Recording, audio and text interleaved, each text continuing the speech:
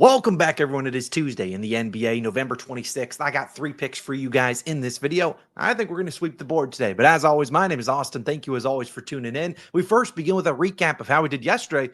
And man, it was a bloodbath, one of our worst days of the season. We went down about a little over 4 units. Man, it was bad. We had Bridges over in points. He barely came through. Shingun's under was sweat free, but then the other picks, we had Queens over in points plus assists, a 2-unit play. He gets benched at halftime, barely plays half of the minutes that he's been playing.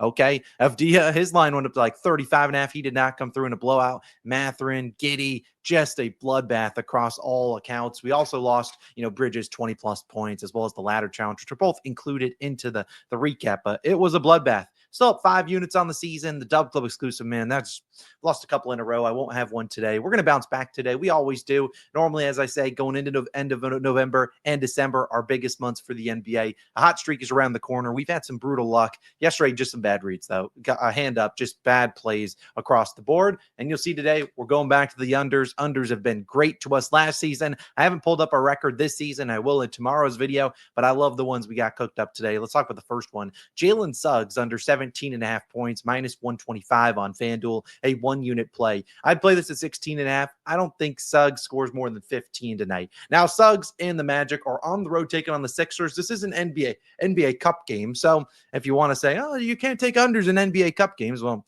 watch me. But again, Jalen Suggs, I don't really think he's an 18 points per game kind of guy. With Desmond Bane and Franz still in there, sure, Banchero's out, but I don't think this is a great matchup for Jalen Suggs. And you look at how he scores his points. 30% come via spot up shooting, so catch and shoot, which the Sixers currently rank 4th defensively there. And then another 20% come on free throws, the second most common, where the Sixers rank 5th. Again, if you think about Jalen Suggs, what is he known for? As being a 3-and-D kind of guy. He's mostly shooting threes, and he's mostly guarding their best player. Who's the best player in this matchup? Tyrese Maxey. So again, Suggs is going to get the Maxey matchup, and that could easily put him into foul trouble. If you told me he had 2 fouls early in this game and had to sit, wouldn't shock me at all. He played them earlier this season, scored only 12 points against them. Granted, Banchero was active in that one, but again, I just don't see this as an easy matchup for Suggs to go out there and score 18. I know if Joel Embiid plays, the Sixers defense will be a little bit worse, but I don't think it's worse in the way that Suggs scores. I think it's worse in terms of the way that Bane and Franz like to get into the paint and attack there. Not where Suggs, he's not really doing a whole lot of that. The Magic just got a great game out of Jet Howard, so maybe he gets a few more minutes. Anthony Black's been playing well as well. So again, I don't mind fading Suggs here in this matchup on the road. Notoriously on the road, he has been worse, averaging 1.2 fewer points per game, shooting only 40% and 32% from 3. So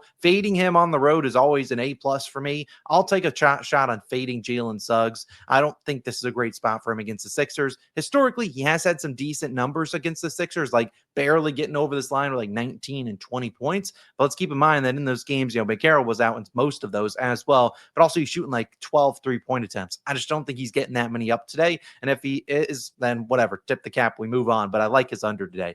My second under might need some convincing for you guys that it's going to be an under on the guy on the thumbnail. We're fading the king tonight. Why? Let's talk about how. We're fading his under 7.5 assists, minus 132 on FanDuel, a 1-unit play. Yes, I know. People are going to say fading LeBron is a donation. Hey, look, it is what it is. As if it was as easy, just clicking the over on LeBron every single game, we'd all be rich. But I don't think the assists are a great target tonight for him against the Clippers. I actually don't mind his scoring upside. I think he could have a decent game scoring 20 plus points. But if he's scoring, he can't get assists. And when we talk about LeBron, he's over in both games so far this season. He had 12 assists and 8 assists. Now, both came against the Utah Jazz. The Jazz are allowing the most assists per game in the NBA. The team stinks. They just give up a ton of potential assists. They give up a bunch of assists. Now that he faces a Clippers team that, granted, let's be honest, the Clippers have not been great this season, but being an LA to LA matchup, this feels like a spot that they will try on defense, and they do have the guys to play pretty solid defense against the Lakers. They have Chris Dunn,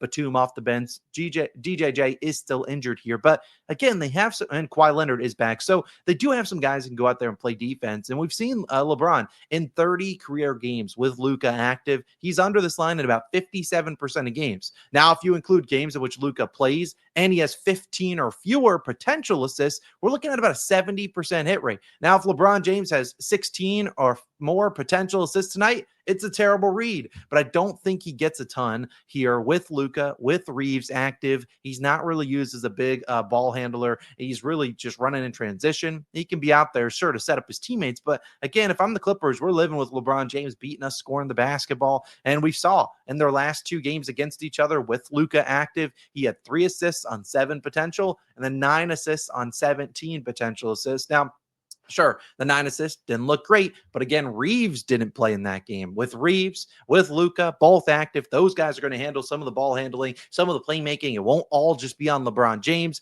I think it's a really tough spot for him to get 8, especially with DeAndre Ayton out. Ayton, obviously, a great guy hitting that mid-range, whereas, sure, Ayton can catch lobs. Now it's going to be Jackson Hayes. But look, if Jackson Hayes, all he's doing is catching lobs, well, sure, those are high assist targets. It's a lob dunk. He should complete those. Also, it's easier for the Clippers to stop. It's not like they have to go out and guard a mid-range shot from him. Instead, they can just camp down below in the paint and just make sure he doesn't catch a lob. So, again, I think it's a really tough spot for LeBron here. I think this line is inflated based on the last 2 games where he faced the Jazz. Now he gets a team, the Clippers, that is not the best defense like they were last year, but they are still, in my opinion, an above-average defense. 8 assists, as we've seen, is not easy to come around to. So the Clippers also played a pretty slow pace with James Harden and Kawhi Leonard and whatnot in their offense. So again, I'm fine fading LeBron here. 8 assists. I think if he gets 8, he either gets lucky in transition, which could happen, or he gets lucky with the guys knocking down open shots. But again, I think if I'm the Clippers, we probably defend Luka one-on-one. We switch on him, and then we try to stay home on LeBron and to just kind of force those guys to make tough shots instead of giving up wide open looks, especially on the road, where those guys and the role players probably shoot better a little bit at home. So again, I don't see 8 assists coming for LeBron. If he does, tip the cap, but I just don't see it. My third play will actually be Logan's play of the day. He was giving out some spread picks while I was out on paternity leave, and he still has been giving out some picks, but he's just been doing it in the Dub Club in the Discord. So he's been doing pretty well. Let's see how he does today. He's taking the Sixers on the money line, so we'll play it for a half unit. We'll see how he does. Plus 110 on BetMGM. We'll track it towards the record. Back in the Sixers at home here, a little bit plus money. We like to see that. This is the Magic team that we know have been pretty good as of late, but the Magic historically have not been a great road team. In fact, they've lost 3 of their last 4 on the road. They already lost at Philly earlier this season. And since the start of 2023, the Magic 63-34 at home, but only 40-57 on the road. So again, been a bad road team. They're going to need their role players to step up. And I just don't know if they're going to consistently step up like the Suggs, like the Blacks, like the that didn't come out right. That's Anthony Black. It is the Howards and those guys. I just don't know if it's gonna turn out too well. So again, I like the Sixers play. Logan has a fetish with fading the Magic, so we'll see if that works. If it doesn't work, might have to ban the Magic and fading them. But again, the Sixers could get Embiid back today, could not. Doesn't really matter to us. We think that the Tyrese Maxey and company can beat them one-on-one. Also, that's kind of the Magic's MO. They want to let you beat you one-on-one. If Embiid's in there, which he did practice yesterday, they have the facilities to beat a team one-on-one. Maxey can do it. They know Embiid can do it. I think it's a tough spot for the Magic on the road here. So Magic, we're fading you. We're taking the Sixers on the money line, plus 110 on BetMGM, a half unit play. So to recap the full card, only 3 plays today. Jalen Suggs under, LeBron James under an assist, and then the Magic, we're fading them. Sixers money line, plus 110. Those are the 3 picks. No Dub Club exclusive plays. Let's just try to bounce back after a rough Monday to start the week. Plenty of basketball left this season. We're going to have bad days. It's about just bouncing back, and I certainly think we will do that today with a couple unders. I mean, like I said, unders last year, I forget what their hit rate was, 64%. This year, they've been pretty good for us. As you saw yesterday, took a bunch of overs. They're all cake, and then the one under I take is sweat-free. We're going to just bank on some more unders. I know they're no fun to watch. I get it, but they pay, and that's all that matters to me at the end of the day. Either way, thanks for tuning in. It's Austin. I'm signing out. Peace.